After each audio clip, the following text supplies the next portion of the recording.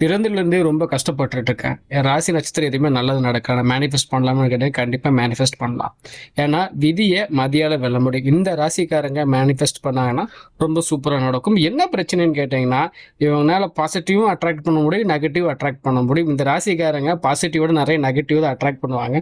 குறிப்பா சொல்லப்போனா, மிதுனம், கடகம், கன்னி, தனுசு மற்றும் கும்பம். இந்த 5 ராசிக்கு வந்து மேனிஃபெஸ்டிங்கும் ரொம்ப சூப்பரா ஒர்க் ஆகும். இவங்க என்ன பிரச்சனைன்னு கேட்டீங்கன்னா, இவங்க கெட்டது மட்டுமே தான் யோசிச்சுட்டு இருப்பாங்க. ஏன்னா, இவங்க சுத்தி இருக்கிறவங்க வந்து இவங்ககிட்ட என்ன சொல்லுவாங்கன்னா, "உன்னால முடியாது. நீ இந்த ரேஞ்சில நீ கஷ்டப்படணும். உனக்கு எதுவும் கிடைக்காது" சொல்லிட்டே இருப்பாங்க. இருந்தாலும் மாத்தி யோசிங்க.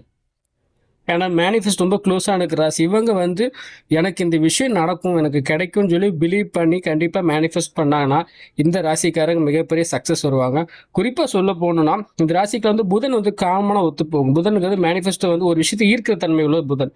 ஓகேங்களா? நீங்க செய்ய வேண்டிய விஷயங்கள் வந்து ஒரு நாளைக்கு உங்களுக்கு என்ன பாசிட்டிவா நடக்கணுமோ, அந்த விஷயத்த வந்து ரிப்பீட் மோட்ல ஒரு நாளைக்கு 5 முறை நீங்க திங்க் பண்ணி பாருங்க. ஜஸ்ட் கற்பனை பண்ணி பாருங்க.